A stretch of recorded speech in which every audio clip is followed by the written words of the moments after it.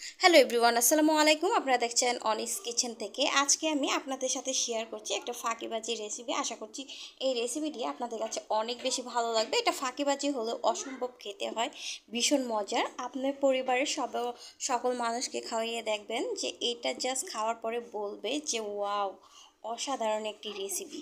আজকে পিঠাটা আমি তৈরি করব একবারে ঝাল মশলা সব কিছু দিয়ে। এর নাম হয়েছে মশলা ঝাল পিঠা।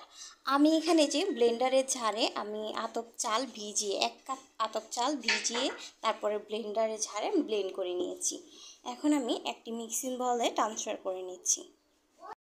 আজকের রেসিপি যদি আপনাদের কাছে ভালো লেগে থাকে তাহলে আমার চ্যানেলটিতে সাবস্ক্রাইব করে আমার পাশেই থাকবেন নিত্য নতুন ভিডিও পেতে। আর যদি ভালো লেগে যায় তাহলে আপনার ফ্রেন্ড ফলোয়ারদের সাথে শেয়ার করে দিবেন ভিডিওটি প্লিজ দয়া করে। এরপর দিয়ে দিচ্ছি 3টা মাঝারি সাইজের পেঁয়াজ, আমি একটু পাতলা করে কুচি করে নিয়েছি। 3 কোয়া রসুন থেতলে নিয়েছি পুতা দিয়ে দিচ্ছি এর সাথে। এর জন্য দিয়ে দিচ্ছি কাঁচামরিচ পাকাটা, দিচ্ছি ভাজা জিরার গুঁড়া, দিয়ে দিচ্ছি ধনিয়ার গুঁড়া, হলুদ। এতে করে খুব সুন্দর একটি কালার আসবে, পিঠা দেখতে কিন্তু ভালো লাগবে। আর আমি সব কিছু 1 চা চামচের থেকেও আমি অল্প করে নিয়েছি, হাফ চা চামচের থেকেও কম হবে মশলাগুলো অ্যাড করেছি। দিচ্ছি মরিচের গুঁড়া, লবণ দিয়ে দিচ্ছি হাফ চা চামচ।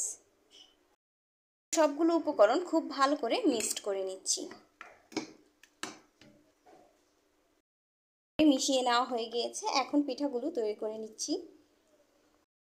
পিঠাগুলো তৈরি করার জন্য আমি একটা লোহার কড়াই নিয়েছি, এর মধ্যে সামান্য পরিমাণ তেল দিয়ে তেলটাকে প্রথমে ব্রাশ করে নিচ্ছি।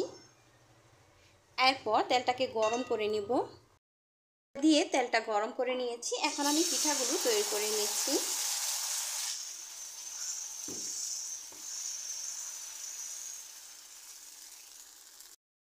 আর নিচের পাশটা হয়ে গিয়েছে, এই পাশটাকেও আমি ভেজে নিচ্ছি উল্টিয়ে। উপাস করে আমি পিঠাটাকে ভেজে নিয়েছি। আর এটা কতটা সুন্দর হয়েছে, খেতে এত বেশি মজার হয় এই পিঠাগুলো, কি বলবো আপনাদেরকে, বলার বাহিরে। আপনারা যদি নিজে এগুলো না তৈরি করে খান তাহলে কখনোই বুঝতে পারবে না এই পিঠাটা কত বেশি মজার। আরও একটা পিঠা আপনাদের সাথে শেয়ার করছি।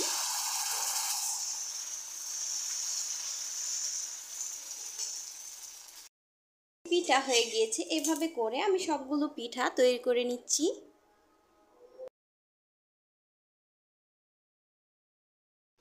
পিঠাগুলো তৈরি করা আপনাদের কাছে কেমন লেগেছে অবশ্যই কমেন্ট বক্সে কমেন্ট করে জানাবেন। সকাল বিকালের জন্য এই নাস্তাটি বানিয়ে নিতে পারেন ঝটপট, খেতে কিন্তু অসাধারণ হয়। আশা করব আজকের রেসিপি আপনাদের কাছে ভালো লেগেছে। এতক্ষণ ধরে আমার রেসিপিটা দেখার জন্য সবাইকে অসংখ্য ধন্যবাদ। সবাই ভালো থাকবেন, সুস্থ থাকবেন। আল্লাহ হাফেজ।